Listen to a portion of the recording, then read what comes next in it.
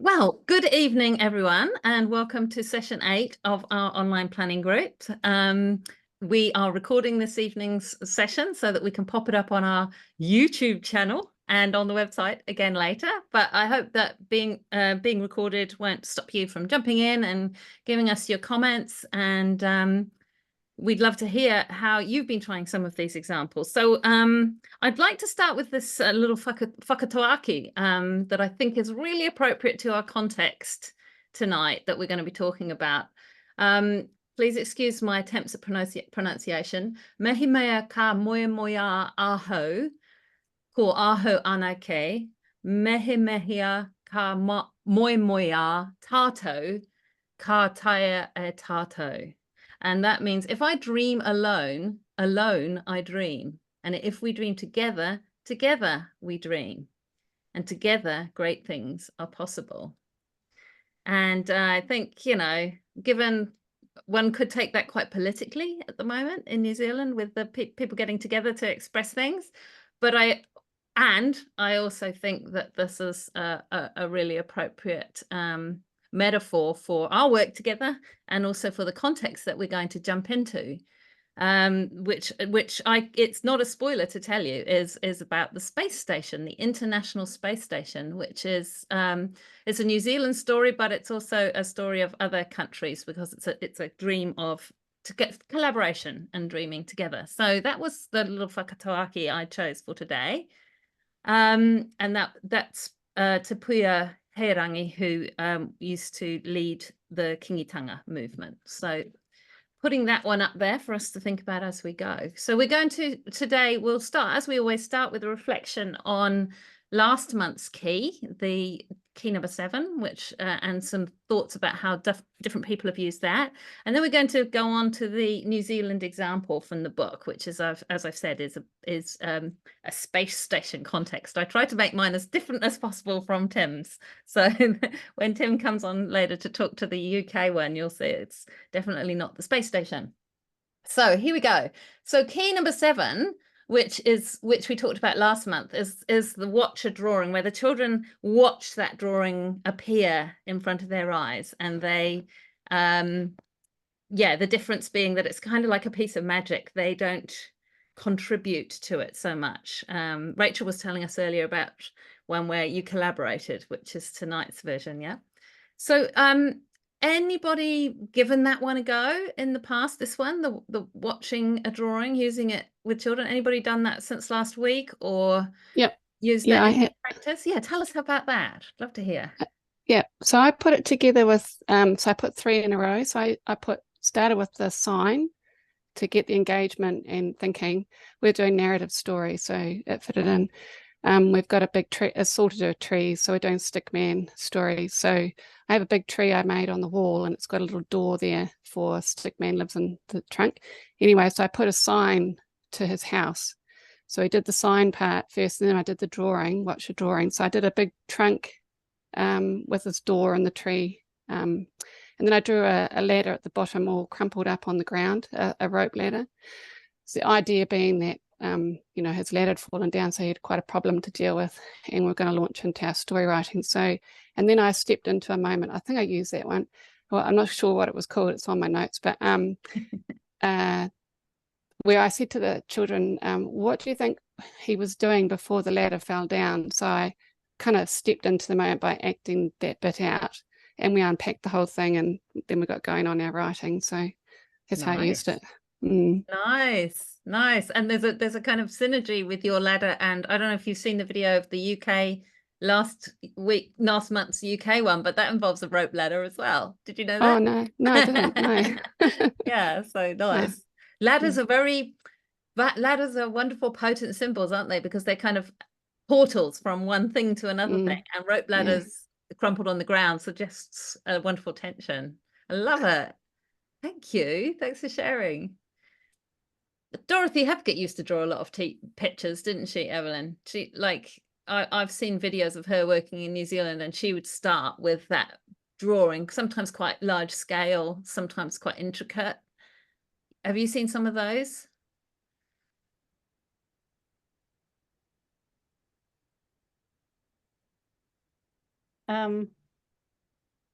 not that I can remember in my Oh. immediate mind. Sorry. Yeah, no, Um, that's all right. I had the feeling one of them, you were at one of those, but it might have been Susan that I'm remembering seeing. Yeah. The only time I was present with Dorothy Heskett was the conference where she was Up on online. screen. Yeah. Yeah. Yeah. And the Fine. thing I remember about her was talking about you wanting to use paper and crayons and stuff, that she didn't go for much for the new kinds of technology. She preferred paper and pencil. Right. I were you remember gonna at, say, Trish? at that conference going to a workshop where the teacher started with drawing a dolphin, Right. drawing a picture of a dolphin as a way into the mental that they were doing. I think that was who was the teacher at Beelings, Tim, who came out with you? Julia. Yeah, I think it was Julia. She had something entangled in a net, didn't she? That's right. I Yeah. still remember that years Yeah, later. it was amazing. Yeah. Were you going to say something about this one, Tim? Yeah, so I used that. I used this key this week, and I don't know if people can see. Can you see that, people? Oh yeah, I can. So this is something I've used lots of times, and it works really, really well. So you draw it in front of the children, and it's an articulated lorry. And what do you call them in New truck. Zealand? A truck and trailer. truck. Yeah. Okay, a truck and trailer. Right, they have to be separate, and it works fantastic. And it did when I used it with the children. They were year 2, so 7-year-olds, 6-year-olds. And we were transporting horses, and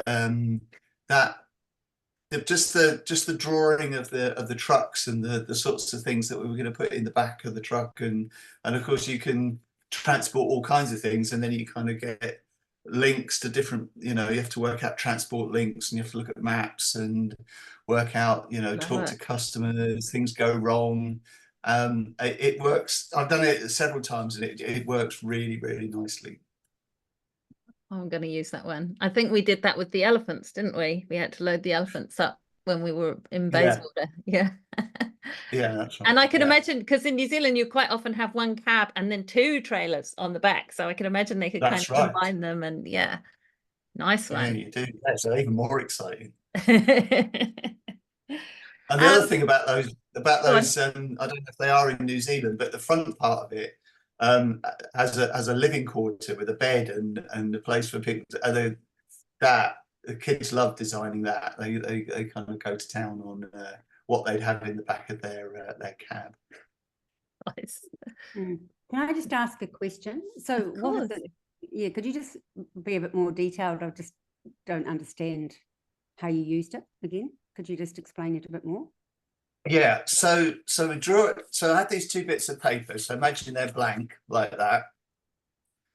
And then, as with the key last week, I started to draw these things in front of the children. And as I'm drawing, I'm saying to them that this we're going to need these for our story today. So I draw these in front of the children, and then of course, as I'm drawing, they pick up what it is, as they would. And then I say to them, so what sorts of things do you think we might transport in the back of our lorries? And then we have a bit of a conversation about that, and we might sort of get up and do a little bit of inactive stuff, putting things in the back of the lorry, putting the ramp down, carrying things, using our, whatever, bits of vehicles and things like lifters and stuff to do it. And then I say, well, this is just one of our fleet, so we're going to need a lot of these today, so you best go off and draw your own. So they go off and draw their own, so we end up with a whole fleet of, as you can imagine, and then they start designing what's on the side of the truck, because obviously they have logos and things, don't they? And then I talk to them about what's inside the cab, and then they turn it over, and then they start drawing what's on the, what's inside the cab. I love the turning it over idea. That's really fun. Yeah, and it's one of those things that I've done just lots. Well, I don't know. I don't remember the first time I did it, but it just always works really well with a certain age of children. They just love this sort of stuff. And then the key thing in terms of developing the narrative is that we move live things. We're not just moving boxes of carrots and batteries, but we you know, we've got to move a horse in this circumstance. And it was linking to the Olympics because they were transporting a horse to the Olympics. So the Olympics was their theme that they were studying. So does that help, Robin? Does that explain? Yeah, no, that's great. Thanks. It's just that I Okay. sort of couldn't imagine. Thanks. Cool. Years ago, Yeah, I did a mantle where we were a transport company, and we had to transport an orca whale, and I thought it was Right. such a fantastic and out there kind of idea, you know, like extremely weird idea. And then I Googled online, and there online is the design for the inside of a truck for the sling to carry an orca whale, like it's Wow. a thing. Wow. Yeah, An amazing. actual thing. I think I'm gonna remember the articulated truck concept. There's something about it being on 2 pieces of paper, I think, that really works, because it's halfway to Yeah. being a toy truck, isn't it? It's halfway to Yeah. projective play. Nice. Well, yeah, so I'll just quickly say that this one does seem to be really popular with teachers, and when you go to, I'm just going to flick quickly to our shared planning and scroll down to that key. We've got a number of teachers who've shared ideas with us here. That this one's still loading, but there was a really effective one to teach some local history at Rachel's school, actually, where they just drew a river and then added a few figures and a waka at the river, and then the teacher used a red pen to put blood flowing down the river. And it, you know, it doesn't look that amazing as an image, but when you see it appear in front of you, it's like an animation. And that was to introduce the story of a local massacre. Here it is. Doesn't sound that amazing, but it was very dramatic, that one.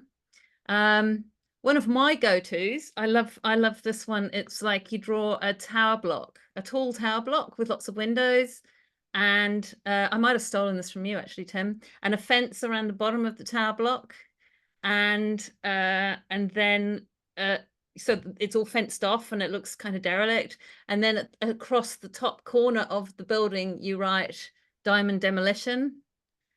And so it's clearly going to be demolished. And then on one of the windows, you put a set of curtains and a little pot plant. And the whole world is there, right? And you've got a mantle in the making. And that's a really nice go-to. When, you know, when you're in school and they say, so what's this mantle thing? Can you give us a quick demonstration? That's what I do when I can't think of anything else. But it's very powerful.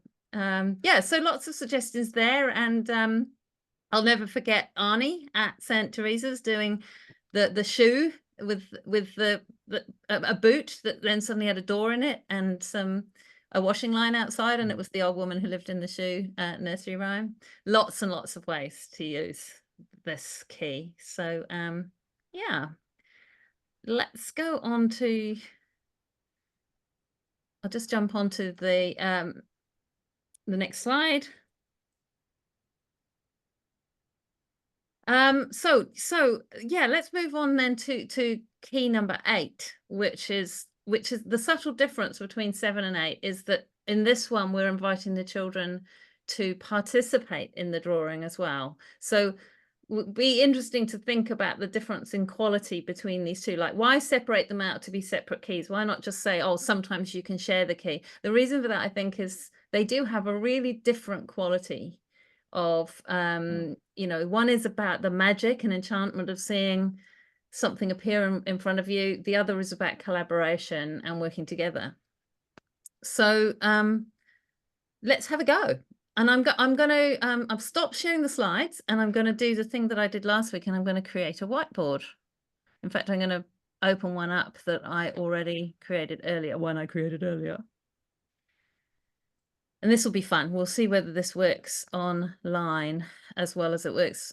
I'm a bit like Dorothy. I would always prefer a large piece of paper on the floor of the classroom or a whiteboard, but a large piece of paper on the floor is going to mean that everybody can see it and everybody can equally reach it. Can you see this one? Yeah. Yes. Can you just do a little test? Because I haven't been able to test this because you weren't here till now. But could you have a little test and see if you can make a mark on that whiteboard? What happens if you try and make a little mark? There you go. Look at that. Someone's moving it around. Someone's just drawn a stripe. So how you do marks is you click on the pen. Yeah. If you click on the top one, that'll turn it back into a cursor. So basically, you just need to know those two. And if you'd like to delete your marks now, because you're having far too much fun, how do you delete them? That's a great question. Can someone find out for us?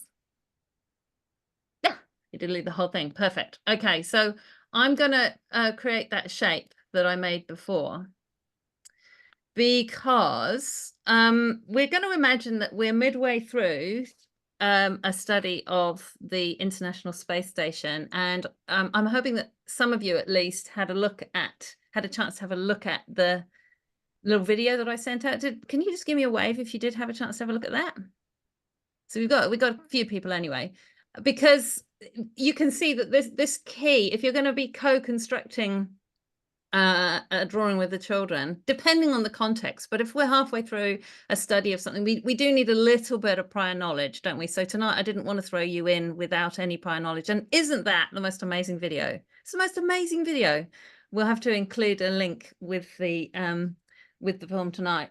So I'm just going to do what I always do and follow the instructions from the book. But we're gathered around our big piece of paper, and we're assuming that as a class, we've been learning for a while about life on the space station and some of the things that the astronauts carry out, some of the experimentation and different activities that they do up there. And I was wondering if between us, we might draw a picture of the inside of the space station, showing some of the things that might go on up there.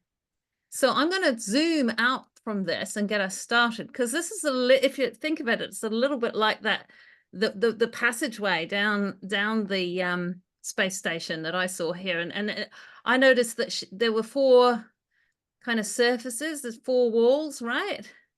But are you seeing what I'm seeing there? There's a sort of a portal, and then we've got the 4 surfaces. And one of the things that really struck me was how each one of those could be the floor or the ceiling, that there's no up and there's no down.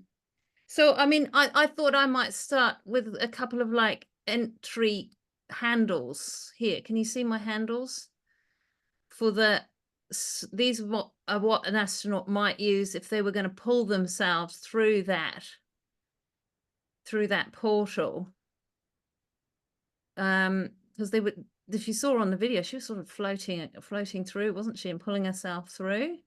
See my handles there? Like, because as you know, they're working in microgravity up there, and we saw on the video also all sorts of effects that can have on the things around them. So we're not going to need any seats to sit on if we're up here. There's no sense of up or down or side to side. So what else do we think we might need? We're probably going to need some kind of light source, aren't there? Is there someone who could add a light source? Don't worry if it goes wrong, we can always erase it. But where do we think the light source might be? We've got some handles to get us through the door, through the portal. Where's the light going to be coming from? It's a bit like the 6th dimension. Is there can someone add that? Do you mean a window of some kind? Well, it might be a window, Tim. Yeah, because in places in the space station, they actually do get their light from outside. So would you like to pop a little window in there? Or if you're drawing, tell us what you're drawing. I'm Oh, giving right. I can't find the right thing to draw with, and I've got rid of one of your handles by accident. Oh, that's all right. I can put my handle back on. I'm just putting in some small, I can't actually remember how the lights were, but No, that's all just- right. But what might they be like? just little ones on the side, and well, because there's no sides on the panels. So so they'd be kind of small and probably quite a bright little light. Yeah, So yeah. quite directional. Yeah. Right. Okay, so we've got almost like a bank of 3, and then I think, what's this blue one? Can someone tell us about what they've added here? I just popped a light on. Oh yeah, is this blue one a light? Yes, I thought a light near the handle might be quite handy so they can find the handle. Right, right. So we've got the lights covered. And we don't have seats because we don't need to sit down, but we're gonna need to sleep somewhere. So how many sleeping pods do you reckon we'll put in this area?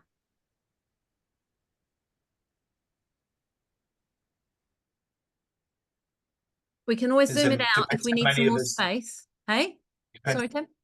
Depends how many of us there are on the station, I suppose. So one for each of the people. Or do you Mm. reckon they take turns to sleep at different times? That's the point. Mm. You decide. The thing is, we can always zoom out. This is great. This is better than a piece of paper, and we can kind of enlarge our walls as well. So good question, Tim. Are these shared quarters, or do we all have our own pod? I think for safety, they've got to have two. At least two. Why is that, Robin? Well, I think if something happens, they can't breathe or something, the other one has to alert the rest of them. So they'd have to have at least two up at any one time, you're saying? Yes. Mm. It's just, I'm thinking. Oh, so is this a sleep pod appearing up in the corner here? Yeah, it's a sort of hang on. Yeah, it's a sort of a bunk bed. Oh, not a bunk bed, a hammock. Okay. They've got hammocks. Do they have hammocks? And how are they gonna make sure they don't float out of that one, Tim? Yeah, a hammock's a terrible idea, isn't it? It must be a hole in the wall or something. A hole in the wall? Yeah, I'll put it in a hole in the wall. There we go. Righto. So and because they would need to be careful about the floating out, wouldn't they? That's right. So there needs to be something across it like that. Oh, hang on a minute. That's You all keep right. moving We can always go back. Okay, I'll do it again. So something like that, a bar across there to stop them floating out while they're sleeping. Right, Yeah. right. So if you like the look of that sleeping pod, that might be one you could have divvies in. But if you want to have a different one somewhere else, how about you pop your sleeping pod in? As we know, there's no up, there's no down, so it could be up here, it could be over here. Anyone else going to add their sleeping pod?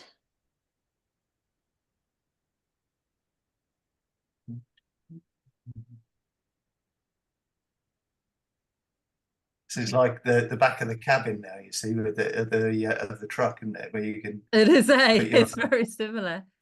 have I your definitely own, want my own your own sleeping pod. space, isn't it? I suppose.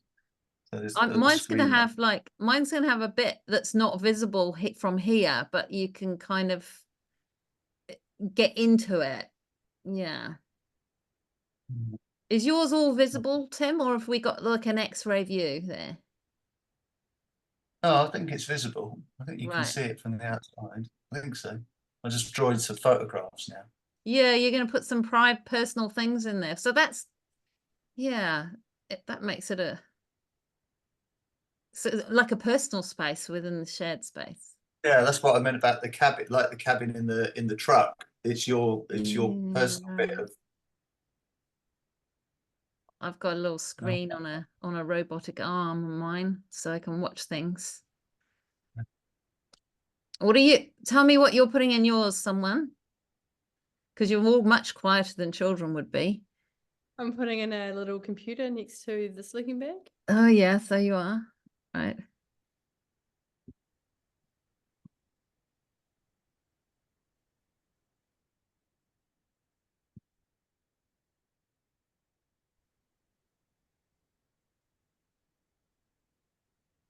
So let's just pause for a minute and talk about what's happening here. What you can keep drawing while you're doing it. But I don't know if you agree, Tim, but when I'm doing a collective drawing, I kind of keep going until just about everybody in the room has made a mark of some kind, because I think the investment part of that is really important. And you might be watching and you might quite enjoy what people are creating, but there's something particular that happens when you've made a mark.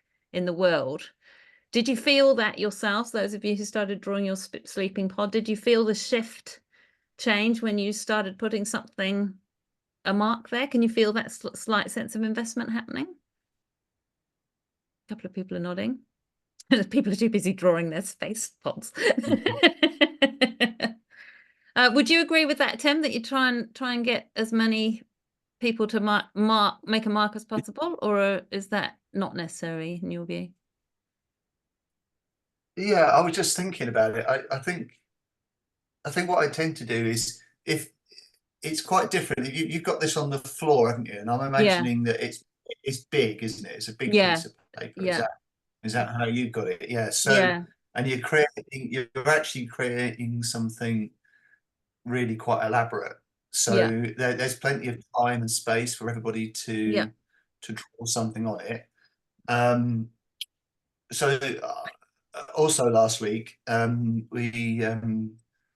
we created a beanstalk, and what I did was I put lots of bits of paper down, so lots of A4 bits of paper down in the shape of a beanstalk, and then the children, they were reception children, so kindergarten, they each had their own small bits of paper, and then they drew on the small bits of paper and then added them to the beanstalk, so they were drawing leaves, other things on the beanstalk. So I think there's lots of different ways of going about it. If the one that I'm doing this afternoon is on the board, and it's something that we're going to create through dialogue rather than the children. Yeah, so you'll do the marks. Drawing. Yeah. So it's a variation on this, but in that circumstance, of course, that would be a different thing. We'll end up with something that we've created together, but the teacher would have been the one who was actually doing the drawing, and the children would have been the ones who were making suggestions. So I think there's lots of different variations, lots of different ways of doing it. But actually, when I wrote this example, I think I did think that I was drawing, actually, but when we started creating it, like, I did think the teacher did the drawing, but when we started, I felt like with this particular example, and I think because it's elaborate and because everybody's seen bits, I thought we could probably all contribute. So yeah. No, I think this is definitely. Yeah. Go on. Sorry, somebody said something. I was just going to say, I like the idea of collaboration, and like, I could see that I wanted to put my toilet bag in your one, Tim. But could the teacher set that up and say that, look, you might see a drawing that you think you could add to, and that's okay because it's a collaboration. I think if you say it from the start, then that would mean that, okay, and then that's right to do that, that's okay. If that is okay, I'm just sort of thinking, that, because for me, I couldn't actually get the thing to draw. I think so you'd need to make a mark, so you need to somehow I can't make a mark, it goes all blue, see, like that, so I don't know why, but I mean, this is different because on Zoom, but I mean, on the floor it will be a bit different. But I think it's to think that everything's okay, and it's kind of, I think it's all done in language, and to make it sort of play with it a bit. I don't know, and because some people see an idea in somebody's pod and think, well, actually, I think I could have, or And I think there's a range, and the main difference, as Viv said earlier, is the difference between it being something that's been revealed. So something in the last key, it's something that you're revealing bit by bit through the drawing, and this one where it is definitely a co-creation, and a co-creation can be done in a number of different ways. I think that's the important thing. And it's not an open-ended collaboration, so a co-creation in this case, because we're working on a real thing or realistic thing, so we don't want, I don't know, we don't want fantastical ideas. We need it to keep it reined in a bit. So that might be another reason for taking charge of the drawing, because then you can filter ideas. And so yeah, have a think about that if you're using this key, whether it's right for you to do the drawing and collaborate through dialogue, or whether your participants have the prior knowledge to be able to build with you. So Robin, just a technical thing, have you tried clicking on the different things on the left on the whiteboard to move down from the cursor to the pen, because Oh, I've got them now. I didn't have it wide yeah, enough. that's I just Thank wanted to solve that little issue for you. Now you I should got be it. able to make a mark. Thank So you. please do. So I'm just going to take us through to the next step. So Viv, once people have, sorry, yeah, Viv, just before you do, go there on, is something actually that just occurred to me. go on. That yeah, one of the just going over what you were just saying there, that if you hand over the drawing directly onto the piece of paper, Yeah, then you kind of have to agree that you're going to go with whatever the Yeah. children draw on the piece of paper. You Now, do. that of course does carry quite a risk, It does. depending on how much the children know about the thing that they're creating. So I was thinking, if you did this and one of the children drew an alien, for example, Yeah, now that really could scupper you if Yeah. So one of the ways that I think that I mitigate against that is that rather than drawing directly onto the piece of paper, yeah, is that I give them small bits of paper, which they then go away and draw on the small bits of Nice. paper. And then they come back and then they lay the small bits of paper onto the big piece. So if you get an alien, you can say, now that's a great idea. But we're just going to put that to one side for now, because right at this point in the story, you haven't got any aliens. But if you fancy an alien turning up later, then that might well happen. And it's just a way of kind of protecting yourself a little bit from, Yeah. as you say, the kinds of things that children might suddenly start inventing that can really throw you off course if you're. I think not that's a great careful. tip. That's a really great tip. And I mean, I don't mind confessing that when I wrote this key, the picture in my head was me drawing and people giving me feedback. So I've kind of deviated from my own key, and now I've remembered why I would actually do the drawing. But I'm loving what we've come up with. So let's keep going. So it says here, stop at a point where the students can contribute. Oh, wait, being contributed.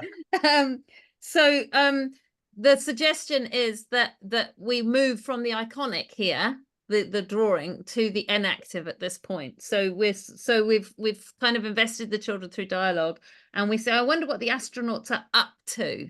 So we're going to get to more equipment, and we're going to get to more objects and more things that are in the space station, but we're going to get there through some enactment. Don't forget that these children are not coming in cold. The idea is that they have been studying this for a bit. So you know, they know a little bit of what goes on, but they're just this is more of a kind of pulling together of prior knowledge. So let's give it a go. So just where you are, sitting at your desk there, what kind of things might the astronaut on the space station that you're going to represent, what kinds of things might you be doing? I saw someone, I actually saw some people making coffee with some sealed like containers, and they were pouring the water into another container. Do you remember seeing that? What else might they be doing? I'll be quiet for a minute and let someone speak. Brush their teeth. Oh, they could be brushing their teeth. That was pretty interesting, right? Science experiments. They could be doing a science experiment, right? What sort of equipment would they be using for that? Yeah, it was hard to tell what exactly they had. They just seemed to have wires everywhere in that lab. I can't quite remember it, but a lot of wires. So if you were going to Tubes. decide what they were doing, what might they be doing in your story?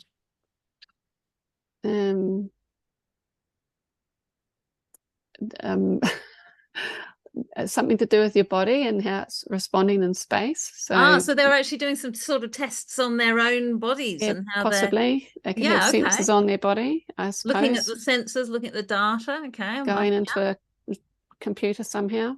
So maybe the astronaut that you're going to represent will be carrying out experiments, checking data on themselves. Maybe they will be having some kind of break, doing some toothbrushing, grooming. Maybe they'll be making their coffee.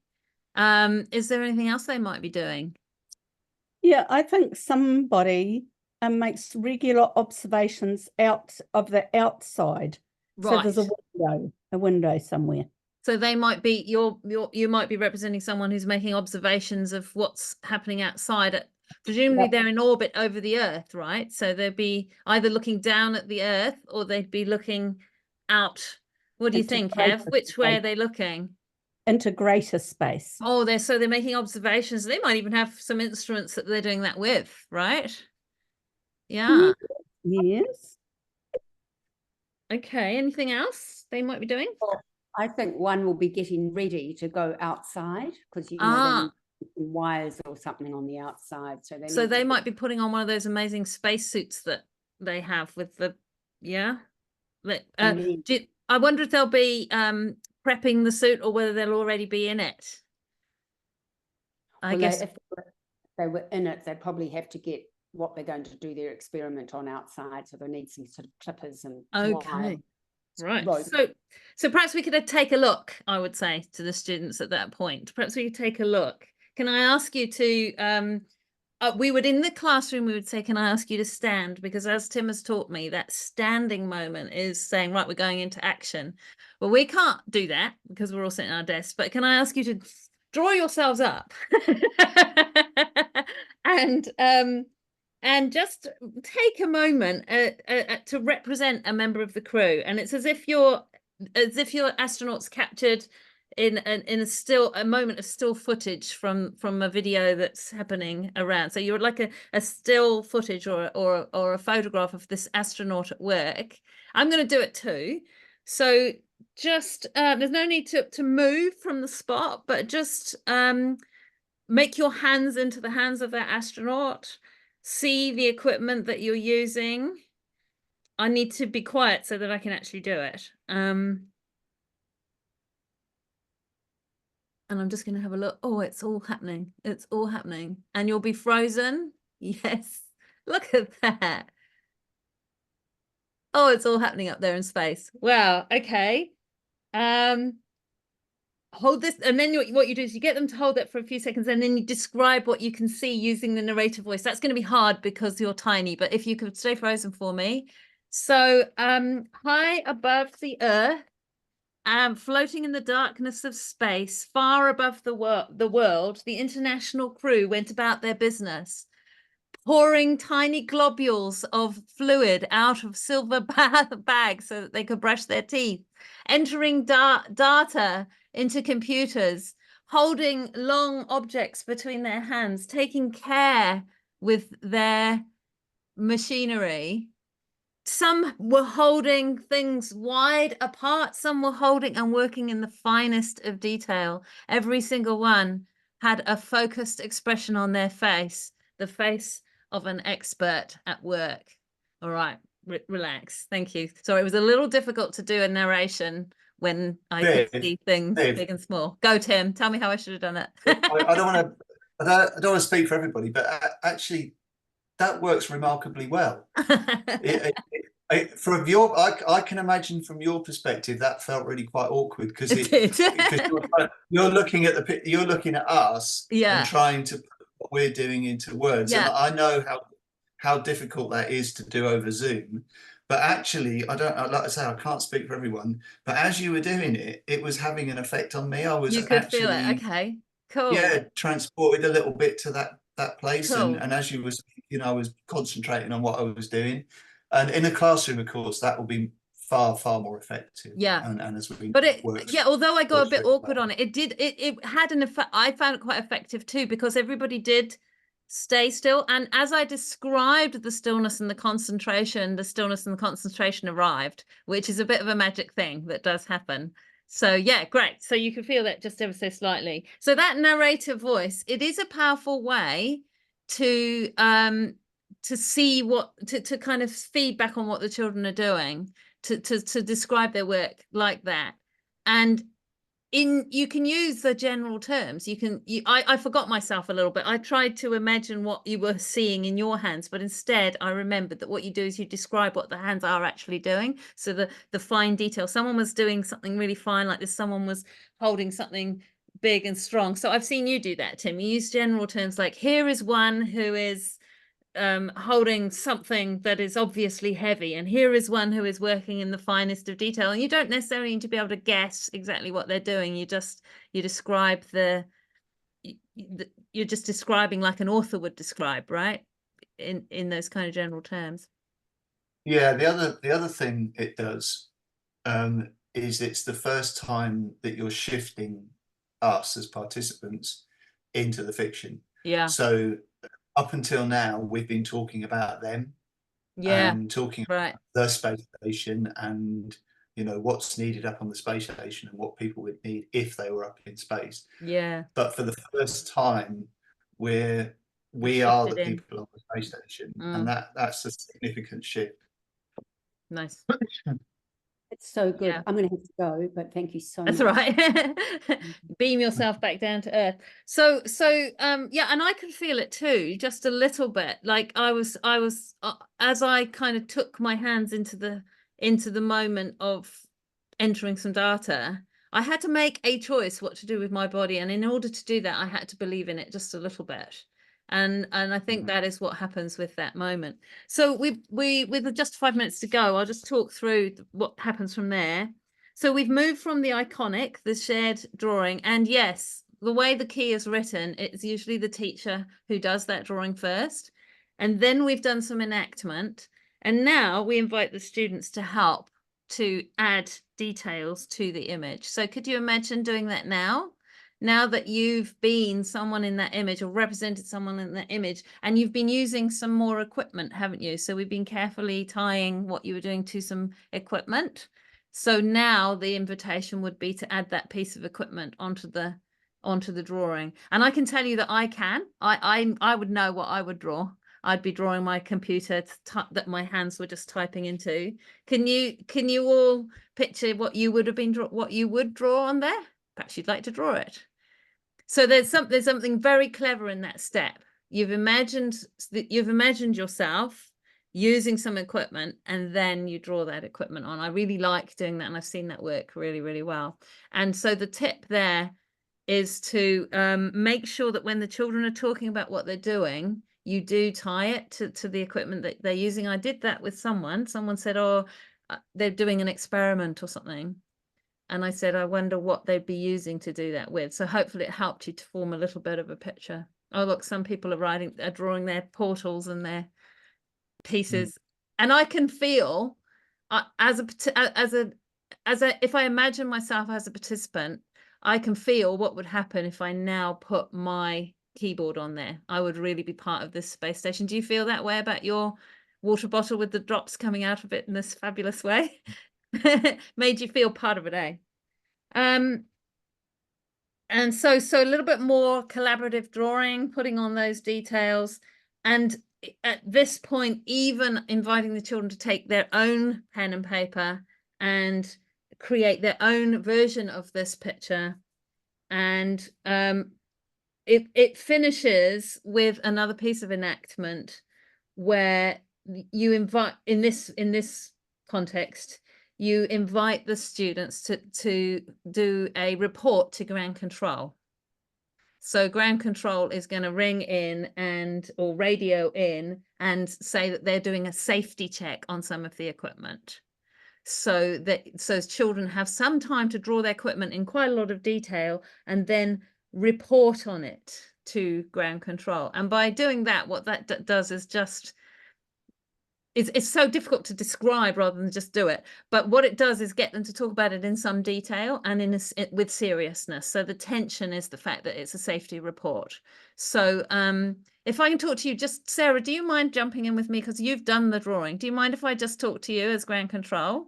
Sure. So greetings, crew member. I understand that you've been checking the safety of the water supplies, the personal hygiene water supplies. Would you like to briefly report on those, the status of the water supplies? They seem to be in perfect working order at the moment. You turn it on and the water comes out.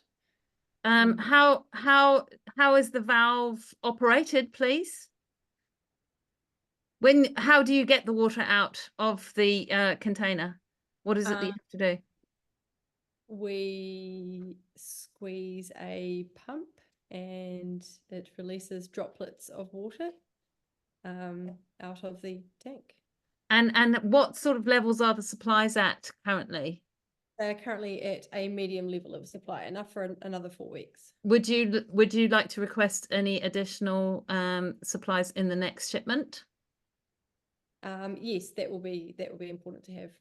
Thank you. Thanks, Sarah, for playing with me. But you see how, you know, just by you've taken one thing that you've chosen as your kind of mark on this world, you've spent a bit of time drawing it in quite a lot of detail. So you're able to talk about it in both real and imagined ways. And you take that formal tone because you're reporting to ground control. Kids do love that sort of thing. Right. And I like this line, every seal, rivet, cable and handle needs to do its job. And I think that's an appeal to children to draw in detail as well, to really create their little drawings that they're doing in quite a lot of detail because they're going to be reporting on it, right? And then the final step is just stimulate. It says use these images to stimulate writing and further inquiry. And this is very much grounded, excuse the pun, in real world inquiry, this example. So we are really learning about the space station. And so hopefully at the end of this process, there would be questions that the students would have. I mean, Tim, you're probably quite interested to see what the sleeping pods actually do look like, and how they keep people in. I mean, I wonder if they do have personal items in their sleeping pods. Are there some wonderings you have even from this brief look at the creation of this image? Are you asking me or just generally? Yeah, genuinely asking everyone, are there wonderings that emerge for you out of this little exploration that we've done here? Yes, I wonder, like, I look at the picture with pictures on the walls that makes a sleeping pod personal. But in actual fact, people are sharing pods and working in shifts. How do they represent their connection to being far away from home? How do they represent the connection? Because I think if, say, there were 3 shifts and 3 people sleeping in the pod, it could be a very busy space filled with photographs and pictures and all sorts of things. Yeah, so how do you keep the What other personal? ways do they have of maintaining that connection with home? I wondered how they, you know, my thought was, is there any way at all that they can communicate with home? Obviously not, but, you know, I wondered if that was something I would want to investigate. You know, how do you not communicate with the people that you love? I wonder about what the data is telling us about their bodies. You know, what does the effect of space have on the muscles and it's, you know, so there's lots of inquiry, loads of it emerging even just from this little experiment. Thank you so much. That's great. Okay, I'm going to quickly finish this up because it is 8 o'clock. Let me just share again. Closing the whiteboard. So that's a key that a context that I've had a go at for the book, but I haven't actually taught until right then. So, but it's interesting to see how that one played out. So thank you. In terms of how we plan for that one, yeah, you obviously you're going to base what you draw on a context and learning objectives that you want to meet. For this example, I wanted to go with something that was really quite different from Tim. So I thought, yes, sometimes lots of New Zealand teachers do teach about space, and we do want to teach some you know, facts about the space station and life in space. So I wondered what it would be like to use a co-constructed drawing to do that. Deciding how you'll start and at which point you'll invite students to join in. I didn't do that very well tonight because I got us all to join in from the start, and I think it might have been better if I'd led that drawing to begin with. But yes, and then you plan your image. So my little guide was this screenshot. I don't know if you can see it, but from the it's blurring because it thinks it's part of my background. There we go. This is my screenshot from that video. So I knew that I was going to start with that shape and the 4 lines going out. And there we go. And you plan your follow-up activities. So yeah, I wonder what contexts come to mind, what you could do to create a co-constructed drawing. I mean, Rachel told us about doing it with a bicycle recently, a symbolic bicycle that represents something much more than a mere bicycle.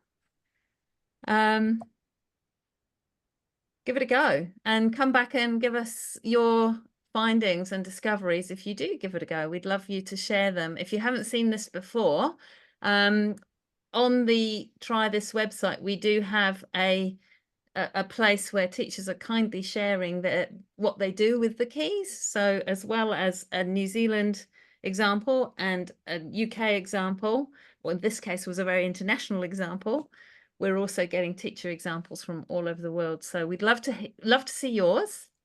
Thank you so much. I'm going to bring us to a close because we always promise that we'll finish at 8, and this is shortly after.